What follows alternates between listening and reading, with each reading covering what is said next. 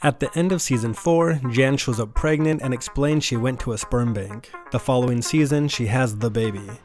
And we all agreed and moved on. However, if you look closely, you'll realize there's a trail of clues that blow her story apart. Clues that prove the sperm bank is a lie. Now the timeline here is very important. Michael and Jan start circling each other in season 2. I really do. And officially start dating in season 3 when they get back from Sandals, Jamaica. Sandals, Jamaica. When somebody says, hey man, everybody says, hey man, back. The relationship is pretty horrible. You guys, what am I gonna do about Jan? But when Jan reappears in the season finale, better and bigger than before, Michael can't wait to get back with her. Your advice was good, but Jan's was bigger. She loses her job and they move in together.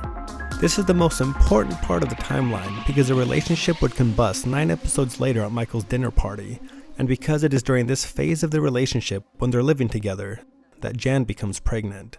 It obviously happened when we were together. Clue number 1.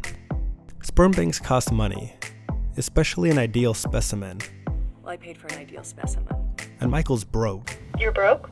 During this stretch, he declared bankruptcy, fumbles Jan's deposition payout, and you were directly under her the entire time. That's what she said. and Oscar goes through their financial statements in detail, showing no fertility treatment records. This scary black bar is what you spend on things that no one ever needs. Clue number 2. If she's pregnant or expecting to become pregnant from fertility, why is she drinking at the dinner party?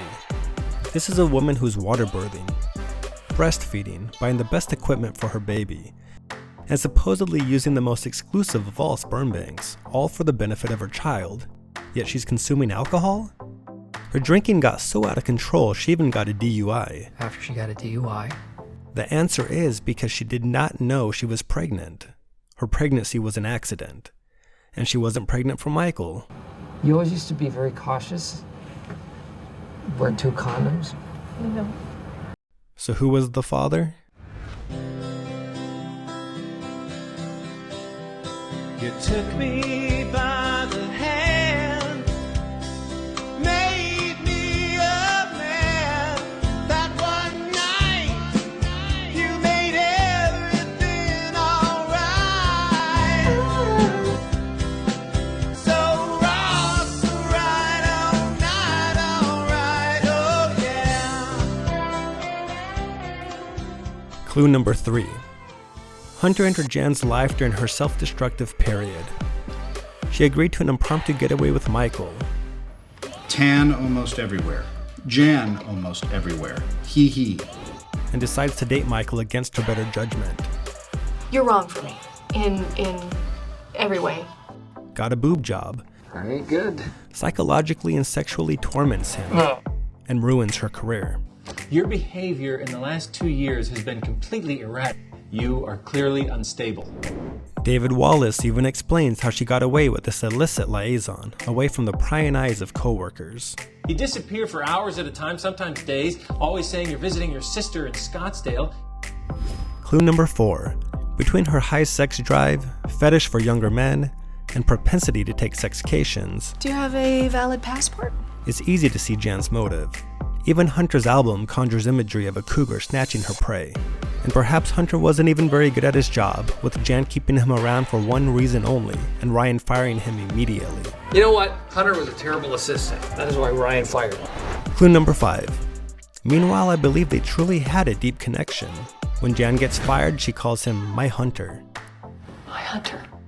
When Jan and Michael start fighting at the dinner party, she runs to his music to escape, like a personal comfort zone she can retreat to.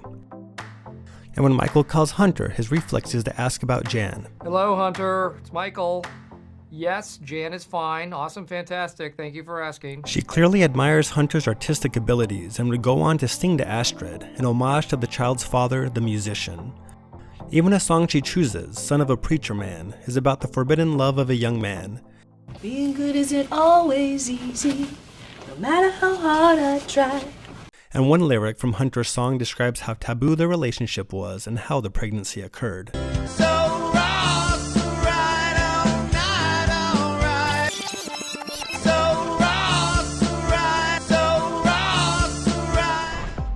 Now I do want to address the counter evidence, the bulk of which comes from a deleted scene from Jan's baby shower, when she brings up the sperm bank and looked genuinely irritated that Kevin has frequented the establishment and insinuates he could be the father.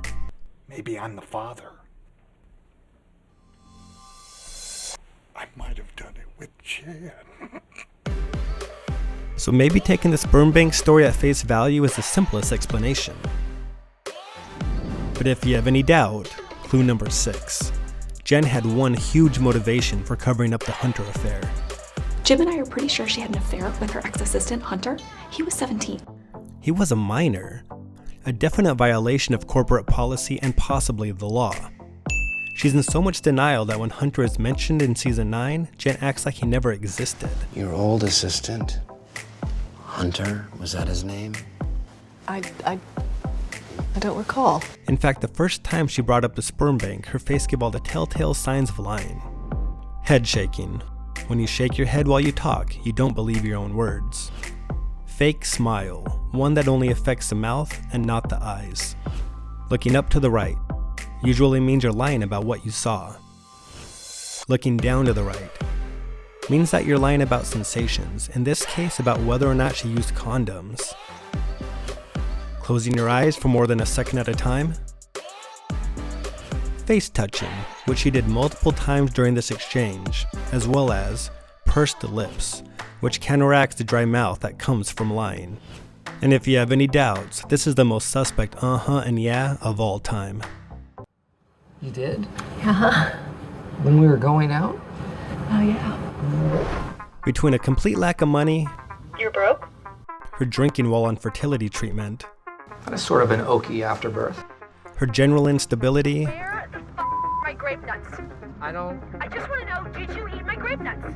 and Hunter showing up at her most destructive, Were you going to tell me that you hired James Vanderbeek? it's easy to see that Astrid is the result of a woman unhinged, whose downfall was predicted by Jan herself. I date Michael Scott publicly and collapse into myself like a dying star. So what do you think? Was it a random donor? Was it Hunter? Was it Michael? Was it Kevin? Or is the whole thing just too slippery to grab a hold of?